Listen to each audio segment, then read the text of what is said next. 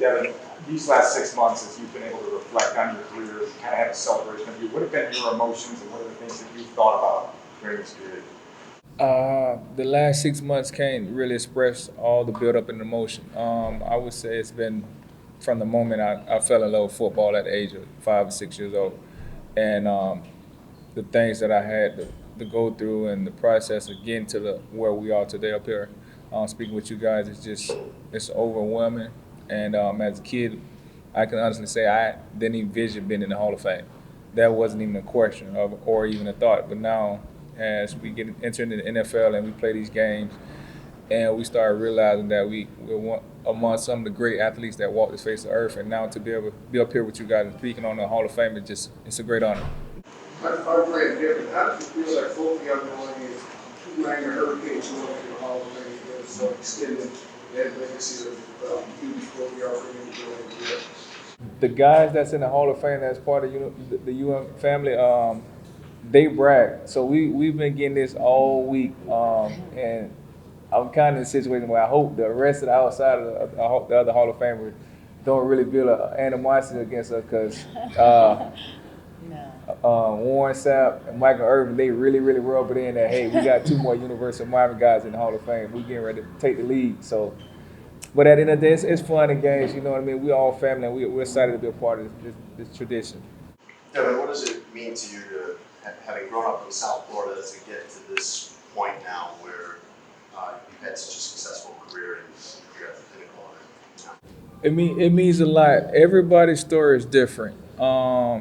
I can only speak on my story. Just growing up, for me, it's when I look at the Hall of Fame, in my situation, we're all blessed with the talent. That's where a lot of us play football. That's a no-brainer. But for me, making the Hall of Fame is me and the trial and tribulation that I went through. And the biggest pat on my back that I give myself is not giving up when I had a lot of obstacles in my life growing up, trying to get it this far, and I didn't shut down. I just say forget football.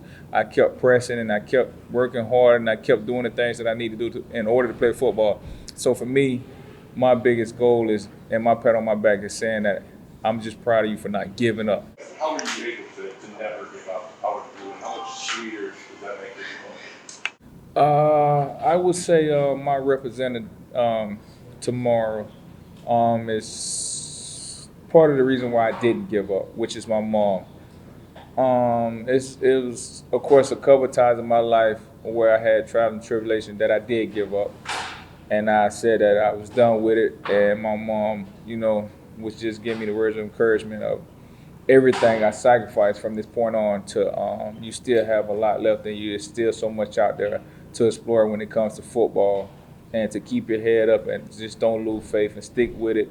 So I'm not gonna give all the credit to myself saying that I didn't give I never gave up, because there was some points in my life where I did give up, but she stayed by my side and she encouraged it in my head and instilled it in my head that, hey, it's just a stepping stone. We all go through these trials and tribulations, but hey, listen, once you achieve that other side of the road and once it's all said and done, you'll be happy that you didn't give up. So tips out to my mom for a lot of things she did in my life.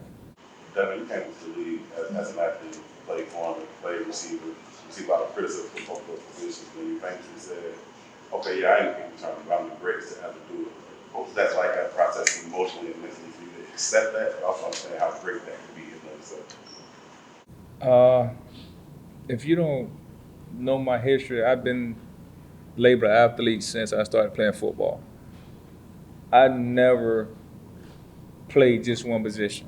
From Pop Warner, I started on both sides of the field, to high school, I started on both sides of the field, to college, where I was one of the first players to ever play at university, Miami history, and to be able to start on both three phases on the team. And to get drafted as a cornerback, and then move over to receiver because teams was afraid to kick the ball to me, and it got to the point where the coaches was like, hey, you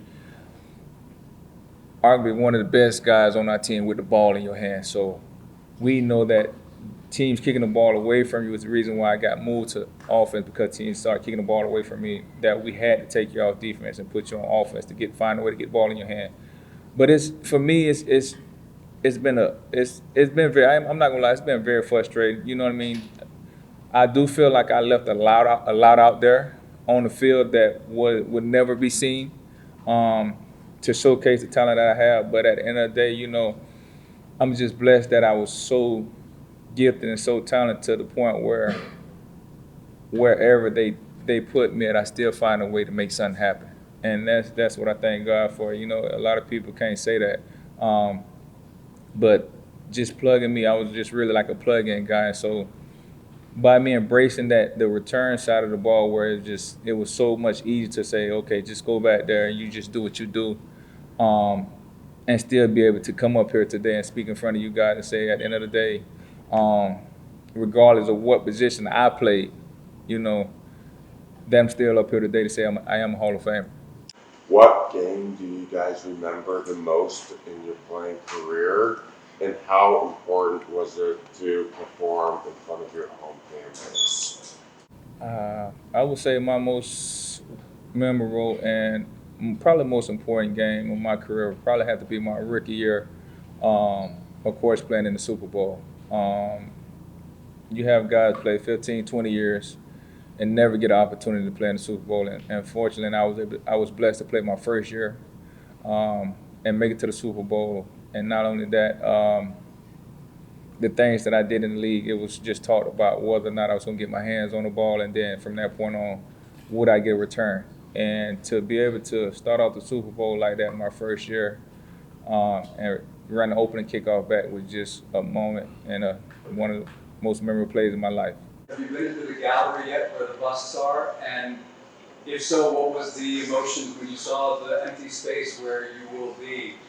I would say as a kid, it's a dream come true. If you guys have an experience, I hope you get an opportunity to go watch it, go see it, go walk around, and you get an opportunity to see all the great ones from the 1960s. You know what I mean? Every guy that paved the way for this National Football League that did something special is in one room. Yes. And when you're one of them guys up there, it's so real. Like you still can't believe it. I still can't believe that. In 2 days, my face will be up there. Forever. And I hope I'm not talking to the rest of the guys. I hope. Mine, but at the end of the day, it's really a blessing. Devin, I imagine it feels most real when you're around all the other Hall of Famers. So like when you were taking that picture this morning, you're around all these NFL greats. What are your emotions? What does that feel like? The pictures was fun, I would say, but for me, we had private sessions with just Hall of Fame, nobody else in the room, and so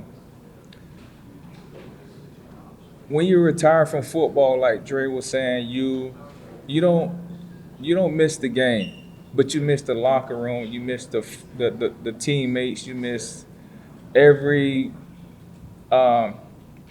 moment in that room, like the bond that you build with your teammates. Like, you guys don't realize, like, when you talk about we get so much free time, we really don't. I missed a lot of time. With my family, my boys growing up. Like, I missed, like, the first day of my oldest son going to school. Like, I didn't see that.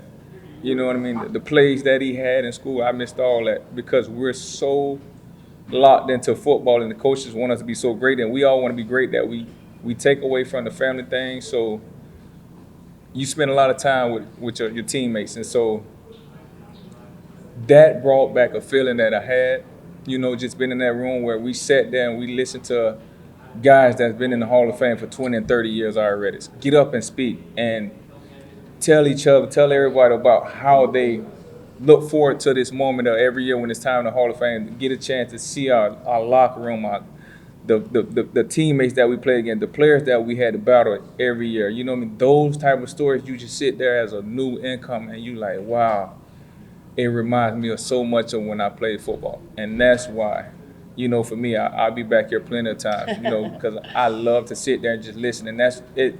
To sit back and just watch all your teammates just crack on each other, that's and joke and do little skits and plays like that. You have to be a football player and understand the feeling that you get when you see those type of things.